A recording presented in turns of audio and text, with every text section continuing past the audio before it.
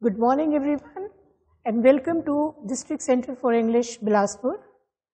We are organizing the training program for the teachers who teach English in the classroom and how they should deal the different subjects with their students. So, we are beginning with the lessons in grammar, and the very first lesson which needs to be taken up in grammar is, as we all know, parts of speech. When I ask you how you deal with this subject, parts of speech, and how much time does it take to deal with this subject, I think most of you will say it will take maybe 1 week or 10 days to deal with the parts of speech, because we have to deal with parts of speech separately. Alright? If we say we have to deal with parts of speech separately, it means that I take up noun, then I take up pronoun, I take up adjectives, all separately, and once I have taught all the parts of speech to my student, the problem remains the same. The child knows what is adjective, the child knows what is adverb, the child knows what is noun, but the child doesn't know how to link my noun with adjective or with adverb or with verb or conjunction for that matter. So it becomes very important for us to deal with the parts of speech in the manner that a child learns how these parts of speeches are related to each other. Now, here as you can see, we have tried to link the parts of speech with a family tree. In a family, mostly we have father, mother, son, daughter. We have servants, and we also have friends in a society which help us to deal with with our problems. So now, see, it is so interesting that these parts of speech acts in the same way as the family members act with each other. I mean, every parts of speech has the same role to play as the role of a family member. So we shall begin with the first one. See, we have father, mother, son, and our family has 2 daughters, 2 servants, and lots of friends. So, we begin with noun. So, we arrange, you see we have arranged it in a very special manner. Father is the noun, mother verb, son pronoun, daughter adjective, and adverb. These are twin daughters, twins, both of them, adjective and adverbs function in the same way. Then we have servant, preposition, and another servant is conjunction, and then we have lots of friends which are interjection. Now, when we say this is what we are trying to do with the family tree.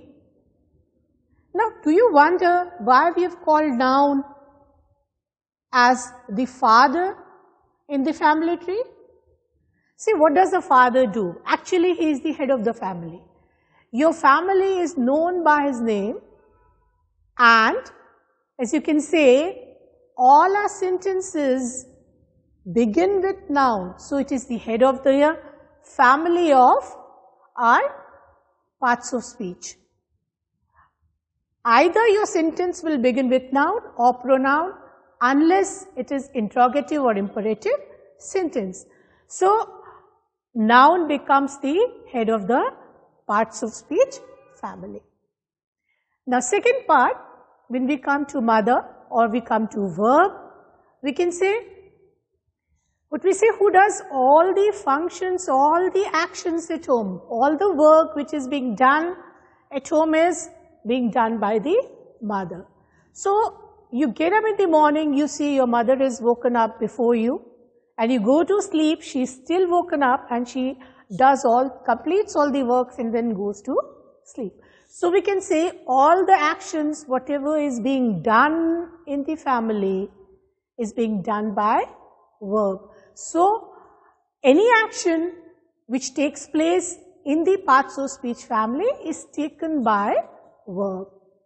So verb actually is the mother of the parts of speech family. Now, son, when we say son, as you all know, who takes the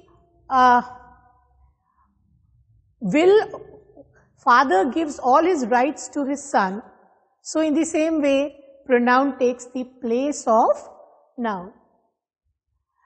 So when there is no noun in a sentence, we use pronoun instead.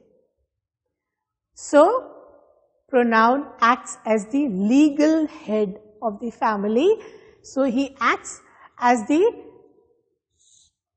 person who takes the place of noun. Then we have adjective.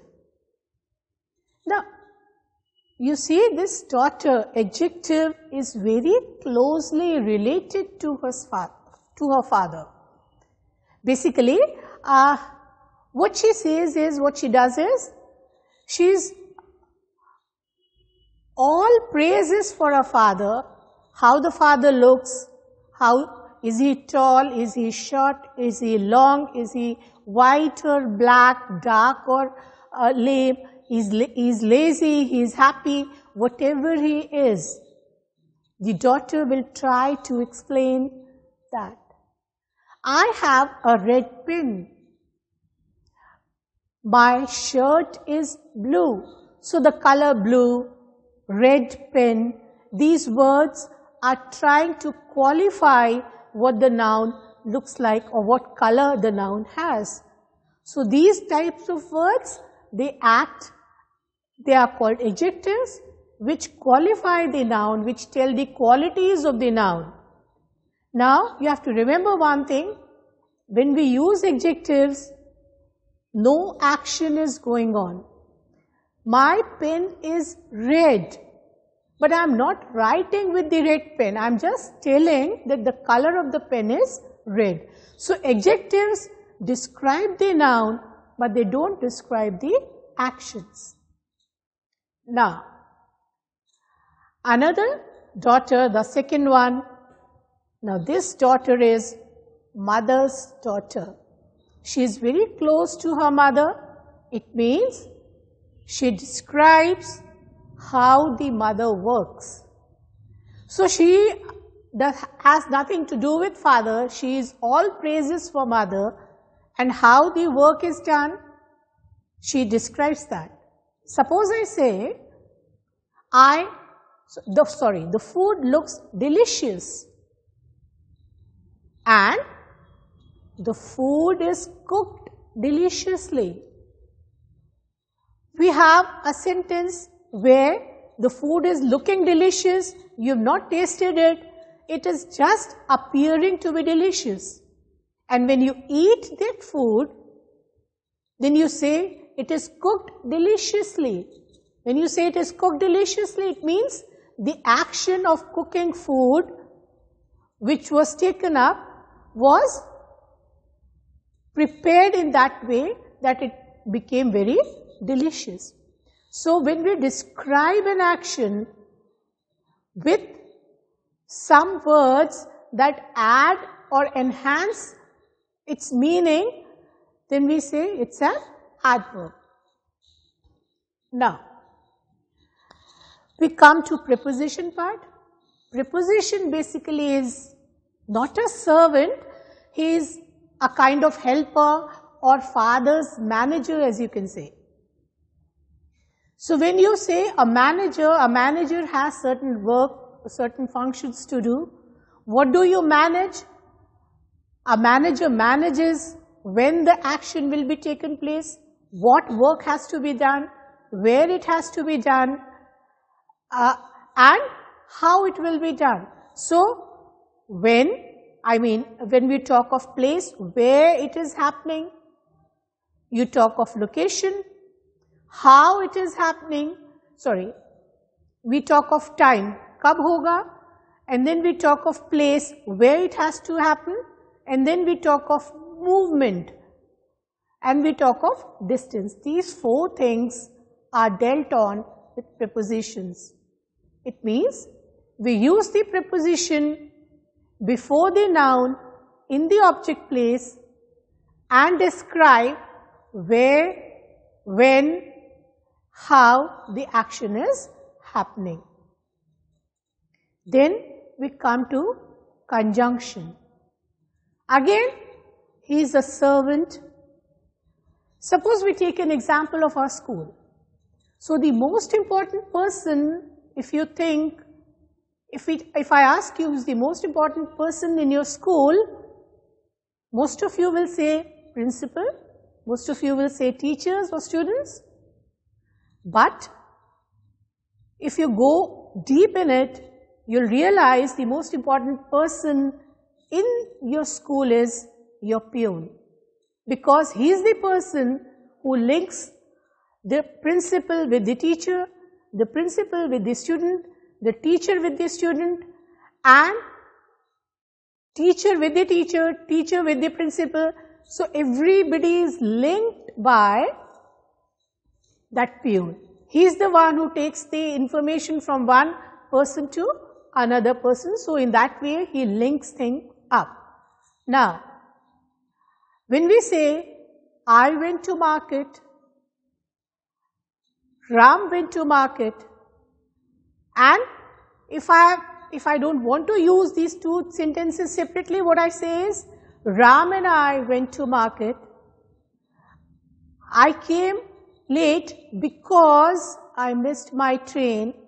So these words and, but, because, these words act as conjunction because they are joining two situations, two different activities together. So thus, conjunction is related to two different situations and how it joins them. Lastly, we talk of friends. Okay, what do friends do in our life? Friends basically help us whenever we are in need. They also react to our actions. They tell us whatever we did was right or wrong. They are there to help us. They are there to advise us. And at times, they also tell us that how the condition or things are. It means that when I say, oh, it is so hot, I don't want to stay here. Now, when I say, I don't want to stay here, I am not using any other word, but I am just focusing on the first word and making it so strong that it shows my feelings. It means when I react to some incident, when I react to some action, that reaction to action is interjection. So this is how we see all the parts of the speeches are related to each other. Father and mother make a family, they bring up the family, and we know that without father and mother, you cannot make a family cannot begin. In the same way, without a noun and a verb, we cannot begin our we cannot begin a sentence. So the most important members of our parts of speech is father and mother. Then we can say the son takes the place of father, so we use pronoun in the place of noun. Again, how is adjective related and adverb related in the sentence in the parts of speech? Whenever we use adjective, we use adjectives with noun, I mean they will go before noun. Why do we use adjectives before noun?